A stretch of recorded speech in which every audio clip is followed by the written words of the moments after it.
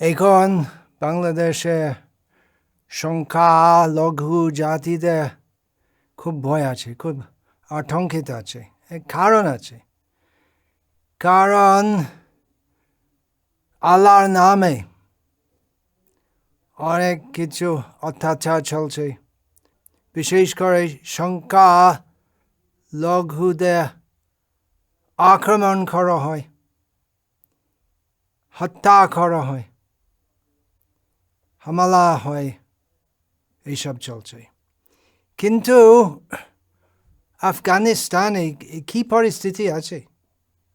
মুসলমানের সরকার আছে, প্রায় সবই লোক সেখানে মুসলমান আছে, কিন্তু ওই সরকার থেকে নিজের নাগরিকদের উপরে অত্যাচার করে।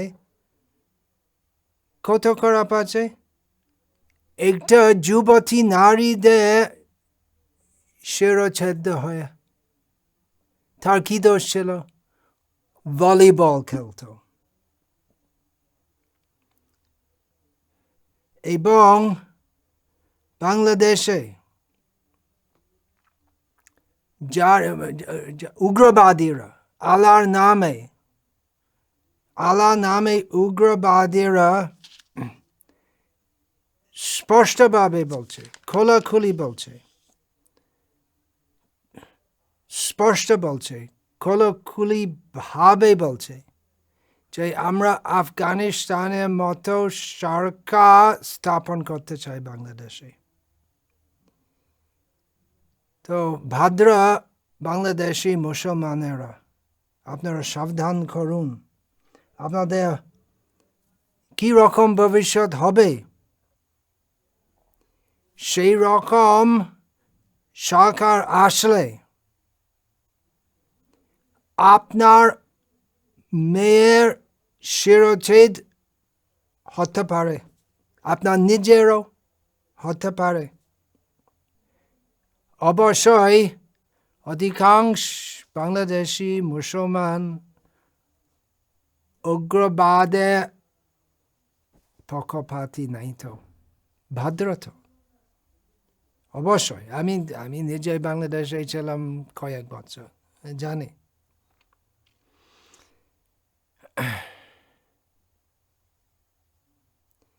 সবাই লোক যারা ভদ্র আছে, যারা ভগবানকে মানেন, আল্লাহকে মানেন ঠিক মতো, তারা সমাজের মধ্যে শান্তি চায়।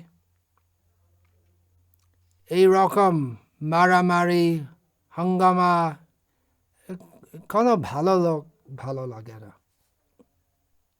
কিন্তু উগ্রবাদীদের প্রভাব ও সত্তা বাড়ছে। এখনই তার গতিরোধ না করলে কিছুদিন পরে, বড় সম্ভাবনা আছে যে কিছুদিন পরে আফগানিস্তানের মতো পরিস্থিতি হবে বাংলাদেশে। উগ্রবাদ সেটা কি? এটা ক্যান্সারের মতো। এখন যদি বন্ধ না হয় তো সারা দেশে, সারা সমাজে সর্বনাশ হবে। কিন্তু কি করে গতিরোধ করা হয়, সেটা থামতে সম্ভব হয় কিনা, কিভাবে সম্ভব হতে পারে? এই রোগ, একটা রকম মানসিক রোগ আছে, খুব কঠিন রোগ আছে। আমার প্রস্তাব, আমি অনেকজন অনেক রকম চিৎকার করে, অনেক কিছু বলে। আমি এক ছোট মানুষ, কিন্তু আমার নিবেদন আছে, কেউ যদি শুনতে চায়, যে বাংলাদেশে সব বড় বড় মানা লোক এক জায়গায় বসে সমালোচনা করেন। সমাজে কি গতি আছে, কোন দিকে সমাজ চলছে। আমার প্রস্তাব আছে যে আপনারা এইসব বড় অধ্যাপক, মনীষী, বৈজ্ঞানিক,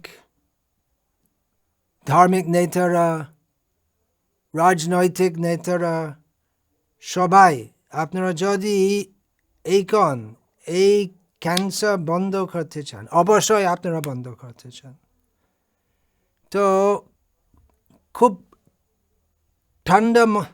ঠান্ডা মনে বিচার করতে হবে একসাথে আসল ধর্ম কি আছে, আসল ধর্মে কি কি লক্ষণ আছে। অবশ্যই উগ্রবাদ করা, মেয়েদের শিরোচ্ছেদ করা, সেটা আসল ধর্ম নাই তো। কিন্তু আপনার দেশে অনেক লোক, অনেক অনেক সংখ্যা বাড়ছে, অনেক লোক মনে করে যে সেইটি ধর্ম এবং সেই রকম ধর্ম আমরা চাই এবং যে কোনোভাবে আমরা সেই ধর্ম স্থাপন করব। আসল ধর্মের কি কি লক্ষণ আছে সেটা আমাদের বুঝতে হবে। অবশ্যই শুদ্ধতা হবে,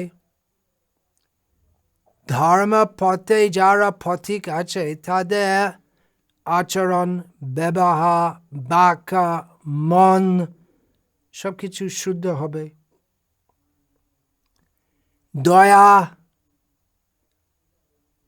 দয়াহীন লোক, নৃশংসিক লোক তো প্রকৃতপক্ষে ধার্মিক হতে পারে না। তারপর তপস্যা হওয়া উচিত, মানে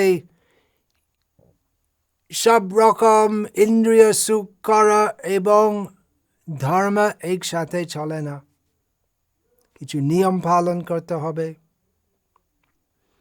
এবং সবচেয়ে গুরুত্বপূর্ণ আছে সত্যবাদ হতে হবে।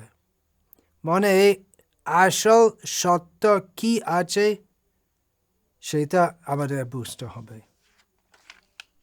এমনি অনেক বড় কথা বলে কিছু হবে না, কিন্তু সমাজের মধ্যে যাতে সদ্ধর্ম স্থাপিত হবে এই 4 স্তম্ভ উপরে, সেটা বড় বড় নেতাদের চেষ্টা হওয়া উচিত। শুদ্ধতা, দয়া, তপশ্চর্য এবং সত্যতা। সত্য কি আছে? সত্য আছে যে ভগবান আছেন, আল্লাহ আছেন, অন্য অন্য নামে অন্য অন্য লোক ভগবানকে ডাকে। এই খুব কঠিন যুগে কিভাবে জনসাধারণ বুঝতে পারে আসল ধর্ম কি আছে, কি উপায় আছে, কি রকম ধর্ম সাধনা করা। সব শাস্ত্রায় অনুমোদন আছে যে নাম, ভগবান আল্লাহ পবিত্র নাম কীর্তন করতে হবে, জপ করতে হবে। পবিত্র নাম জপের দ্বারা চিত্ত শুদ্ধি হয়। এই উগ্রবাদ কি আছে, সেটা চেতনার অশুদ্ধি, একদম অশুদ্ধি অভিব্যক্তি, যাতে সকলে চিত্ত শুদ্ধ হবে, সকলে ভগবানকে বিশ্বাস করতে হবে, সকলে ভগবানের নাম কীর্তন করতে হবে, আল্লাহ নাম, কৃষ্ণের নাম, যিশু নাম কীর্তন, নাম জপ পরম উপায় কলিকালে। এবং যাতে শুদ্ধতা হবে, দয়া হবে, এই অপা পশু হত্যা বন্ধ করতে হবে। বুঝি যে মুসলমান ধর্মে পশুদের গলা কাটা করা হয়, কিন্তু অত বেশি করা কি ধর্ম নাকি?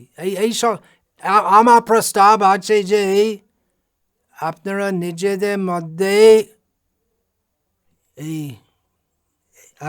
আপনারা নিজেদের মধ্যে আপনারা বিচার করুন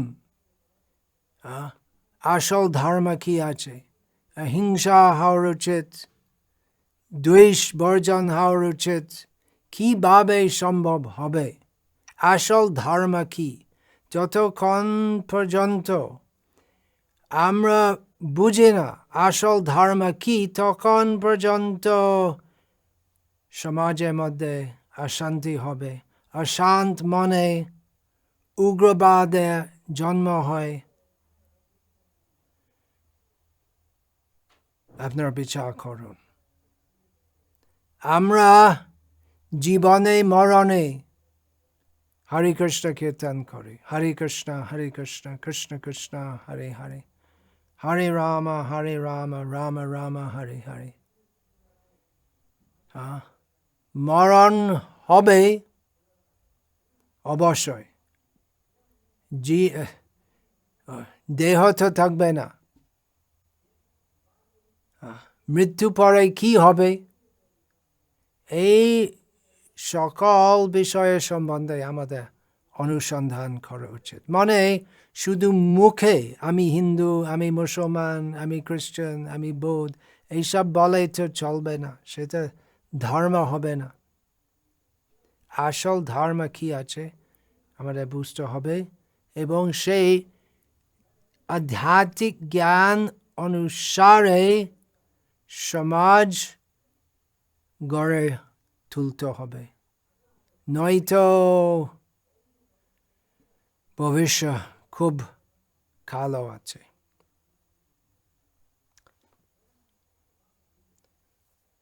আমি যদি কিছু অনুচিত বলেছি ক্ষমা করুন। আমি চেষ্টা করছি কিছু বলতে, যাতে সকলে পরম উপকার হবে। আমি অনভিজ্ঞ, আমি একজন, কতজন আছে জগতের মধ্যে, শুধু চেষ্টা করছি যাতে এই সমাজের সকল সমস্যার সমাধান হবে। হরে কৃষ্ণ কৃষ্ণ কৃষ্ণ হরে হরে, হরে রাম রাম রাম।